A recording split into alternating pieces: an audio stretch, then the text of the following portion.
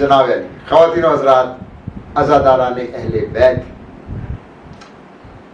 کربلا میں حسین آشنائی کا جو سفر ہے اس میں اور کیا چیز ہے جو کہ جناب کے کاموں سے، ان کی چیزوں سے بالکل کلیئر ہے.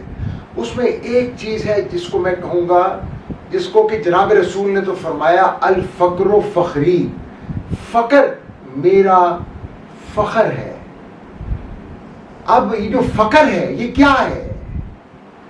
کچھ لوگ کہتے ہیں یہ ہیوملٹی ہے، ہمبلنس. آپ جگر گوشہ بطول ہیں، آپ امام علی رضی اللہ تعالی عنہ کے صاحبزادے ہیں، آپ جناب رسول کے نواسے ہیں، آپ اور جناب حسن رضی اللہ تعالیٰ عنہ کے بارے میں آپ نے فرمایا جناب رسول نے کہ میرے دل کے ٹکڑے ہیں اور میری جو پشت ہے وہ ان کی وجہ سے چلے گی. تو اس پہ تو فخر کرنا چاہیے، گردن میں صحیح آ جانا چاہیے. یہاں پہ آپ ملک وطن عزیز میں دیکھیں، تھوڑی سی چیز ملے تو گردن اس طرح سیدھی ہوتی ہے کہ سمجھ ہی نہیں آتی کہ گردن میں سریا ہے یا سٹیل ہے کیا ہے. جو فقر ہے، جو ہیوملٹی ہے، یہ عادت جو ہے سر جھکائے رکھنا اور آگے چلتے رہنا، یہ آپ کو کربلا میں جگہ جگہ ملے گی.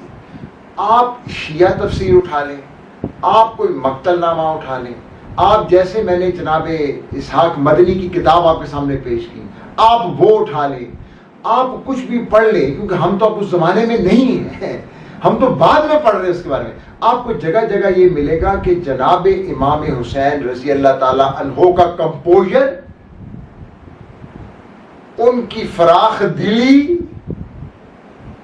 ان کی ہیوملٹی اور فخر، چاہے وہ 72 لاشیں اٹھا کے لا رہے ہیں 10 محرم کو، ٹھیک ہے، چاہے وہ جناب علی اکبر اپنے بڑے صاحبزادے کو نصیحت کر رہے ہیں، چاہے ان کی آنکھ میں آنسو ہے، وہ جو فخر کا ایلیمنٹ ہے وہ نہیں گیا.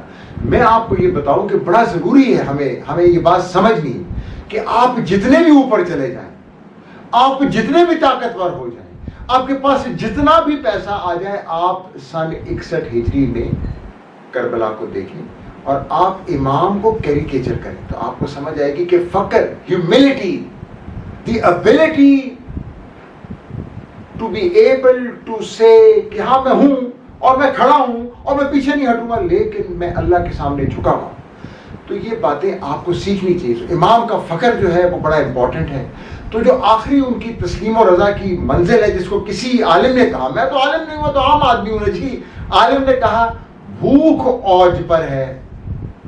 اوج کا مطلب سمجھتے ہیں؟ زخم اوج پر ہے، قافلہ لٹ چکا ہے اور آپ سجدے میں ہیں اور آپ فرماتے ہیں اے میرے خدا، میں تیری رضا پہ راضی ہوں، اب تو مجھ سے راضی ہو جا. اس سے بڑی میں فخر کی آپ کو کیا مثال دوں. ٹھیک ہے نا؟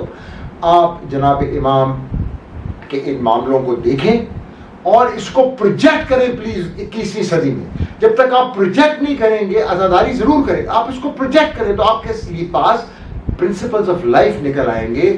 اسی لیے شاعر نے کہا کہ لکھتا تھا ایک فرشتہ، والد صاحب کا شعر تھے، لکھتا تھا ایک فرشتہ خطاب امام کو.